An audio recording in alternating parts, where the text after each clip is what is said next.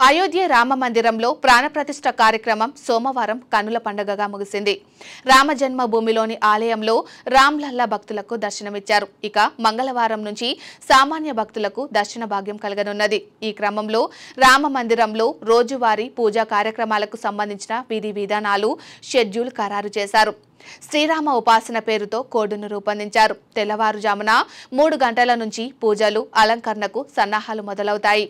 వేకువజామున 4 గంటలకు రామ్లల్లాను మేల్కొల్పుతారు. ఇంతకు ముందు 5 సార్లు హారతి ఇవ్వగా భవిష్యత్తులో కూడా అలాగే కొనసాగనున్నది. శ్రీరామ జన్మభూమి తీర్థక్షేత్ర ట్రస్ట్ రామ్లల్లాకు ప్రతి గంటకు పండ్లు, పాలు అందించనున్నారు. ఆలయం ప్రతిరోజు ఉదయం 8 గంటల నుంచి రాత్రి 10 గంటల వరకు తెరిచి ఉంటుంది. ప్రస్తుతం ఆలయానికి భక్తులు భారీగా తరలి వస్తుండటంతో దర్శనానికి 14 నుంచి 15 గంటలు పట్టవచ్చునని అంచనా వేస్తున్నారు. స్వామివారి వస్త్రాలంకరణ, వస్త్రాల రంగు రోజును బట్టి ఉంటుందని పండితులు తెలిపారు. 1949 నుంచి కొనసాగుతున్న సాంప్రదాయం కొనసాగుతుందని తెలిపారు.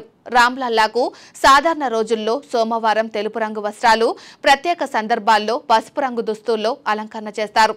మంగళవారం ఎరుపు, బుధవారం ఆకుపచ్చ, గురువారం పసుపు, శుక్రవారం లేత పసుపు క్రీమ్ కలర్ దుస్తులు, శనివారం నీలం, ఆదివారం గులాబీ రంగు వస్త్రాలను అలంకరిస్తారు. బాలరాముడి కోసం పూణేలోని heritage and hand weaving revivable charitable trust నుంచి చేనేత వస్త్రాలను అయోధ్య ట్రస్ట్ అందించనున్నది. ప్రాణప్రతిష్ఠ కార్యక్రమం పూర్తయిన నేపథ్యంలో మంగళవారం నుంచి బ్రహ్మ ముహూర్తంలో 3 గంటల నుంచి గర్భగుడి శుద్ధి, పూజా అలంకరణకు సన్నాహాలు చేస్తారు. 3 గంటల 30 నిమిషాల నుంచి 4 గంటల వరకు బాలరాముడిని శ్రీయంత్రాన్ని వేద మంత్రాలతో మేల్కొల్పుతారు. అనంతరం మంగళహారతి ఉంటుంది. అనంతరం కుంకుమార్చన, అలంకరణ ఉంటుంది. ఆ తర్వాత శృంగార హారతి ఉంటుంది. ఉదయం 8 గంటల నుంచి దర్శనాలు ప్రారంభమవుతాయి. మధ్యాహ్నం 1 గంటకు భోగ్ హారతి కార్యక్రమం ఉంటుంది. ఆ తర్వాత 2 గంటల పాటు దర్శనాలను నిలిపివేస్తారు. మధ్యాహ్నం 3 గంటల నుంచి రాత్రి 10 గంటల వరకు దర్శనాలు కొనసాగుతాయి. సాయంత్రం 7 గంటలకు మరోసారి హారతి ఉంటుంది.